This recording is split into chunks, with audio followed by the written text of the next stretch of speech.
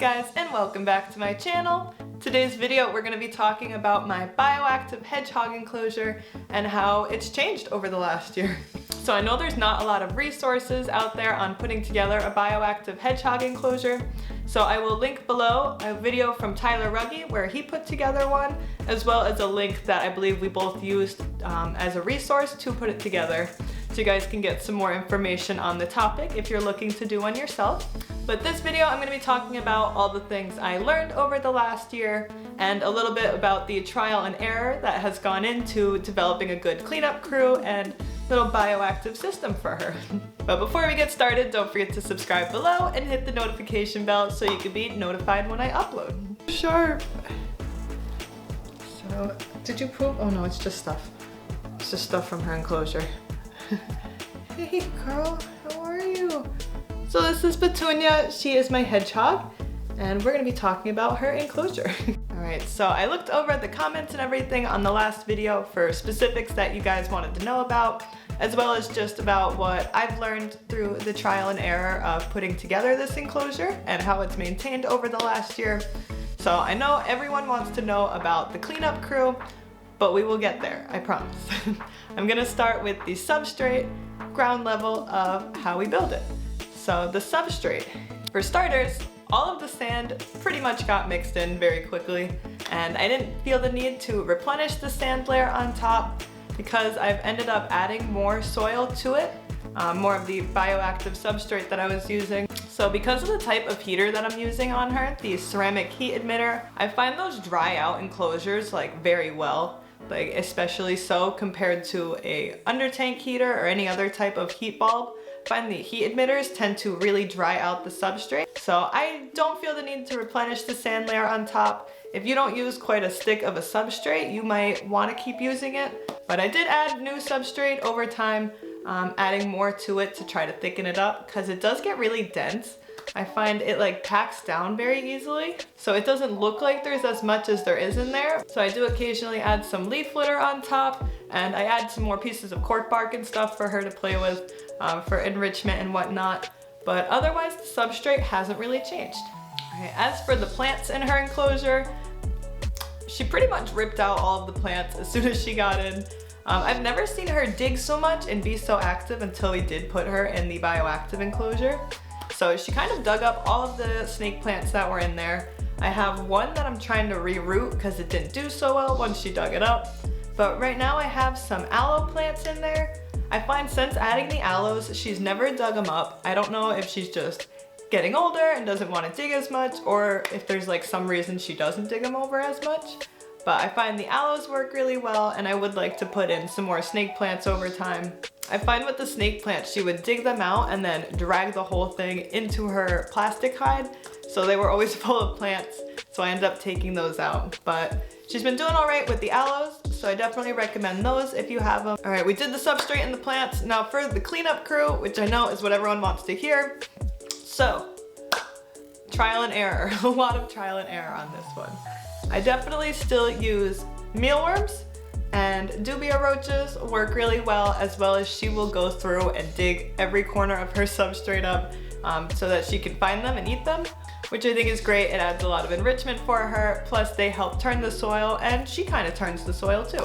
So that works out. So I think I added springtails when I first put it together. Now I have arid springtails. I'm not sure how different they are from the springtails I originally added, but these ones are doing great in my corn snake enclosure and in their colony. So I just seeded her enclosure with some of those again. It's kind of hard to have springtails in general, even with the arid kinds, because she really doesn't have a lot of moisture in her enclosure. So I went and I added a little water dish and some extra cork bark and leaf litter around a certain area, which I'm gonna try to keep the springtails for now and see if I can keep them alive. But originally when I put the enclosure together, I used dwarf white isopods. Those didn't last very long. I guess they really need a higher moisture level than she had in her enclosure. So at the moment, I don't have any isopods in her enclosure. I'd love to try the zebra ones, and the powdered orange and blue I heard will do really well in her enclosure. So So I want to try some of those. I feel like isopods are one of those things that you have to have a colony of because they're really expensive to keep reseeding into her enclosure, especially since I know she will probably dig them out and eat them rather quickly. So I do plan on starting a colony of those. I don't know which kinds exactly I'm gonna start with, but those are the 3 I'm thinking about. I don't know what this was. So those are the 3 that I'm thinking about. I will have to update you guys on my isopod journey because I don't have any at the moment, but I will update you on that. So other than the arid springtails and the mealworms and the dubia roaches, I also like to use the bio shots from the Bio Dude. I know I've showed those in a few of my videos.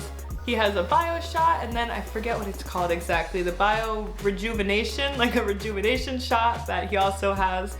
And both of those help rejuvenate the microbacteria that live in your soil and help to turn the soil and keep it healthy for your plants and animals. So I like those as well. I think those are a great option, especially for drier bioactive climates because it is harder to keep certain insects and isopods alive in them. So that's pretty much all I do for her cleanup crew. I do spot clean as well. If I notice there's a little pile of poop coming up in the corner, I don't mind taking it out and kind of turning some of the soil myself and helping cleaning it up. But I really haven't had any problem with ants. I know someone commented and said they had a lot of problems with ants. I've also never had an ant problem in any of my houses, so I don't know if that's why, and maybe you just have a lot of ants where you live and they've kind of migrated there, or if your enclosure attracted them.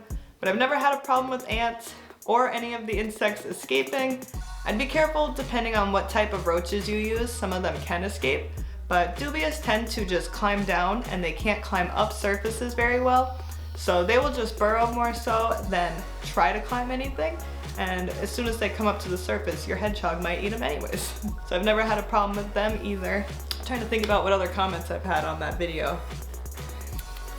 I do find she rearranges everything. I've added a lot more pieces of wood and cork bark, like a bunch of little pieces in there. And I swear every day it looks different. Some days there's a little corner under her wheel where it'll be totally dug out with all of the pieces of wood and the cork bark like lining it, and she'll be sleeping in that back corner and she'll make like a hide for herself. But then like the next day it'll be totally filled in and all the cork bark and stuff will be in totally different parts of the enclosure. And like it looks like it never happened. So she loves to move everything around. I definitely recommend cork bark because it's really light and easy for them to move.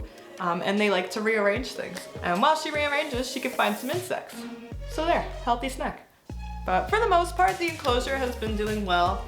I would like to build into it a little more and maybe, I don't know, try to texturize it more, try to make some like depth of soil and like add more plants and stuff. But I think she's happy the way it is. She definitely has her few little areas she likes to dig out and sleep in. And you know, she rearranges her stuff every night. So I think she's been much more active since putting her in this enclosure. And I'm really happy that I did because she really did just sleep all day in her hide. And then, well, I guess she's nocturnal, but she would sleep all the time in her hide and never move any of her, you know, fluff and stuff that she had before. So I'm happy that she enjoys the soil. She is always digging and moving everything around. So I think that means she likes it. I don't speak hedgehog, but she seems happy and she's more active than ever. And she's also like a 6-year-old hedgehog.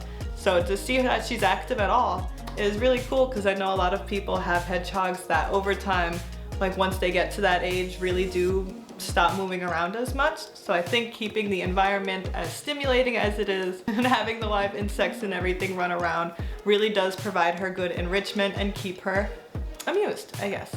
But if you have any other questions, please leave them down below and I will try to answer them the best I can. I think I got to everything you wanted to know about her enclosure and how it's changed over the year. But if you want to see more of her, you can always check her out on my socials. She's always there. They will be linked in the description. Thank you guys again for watching and I will see you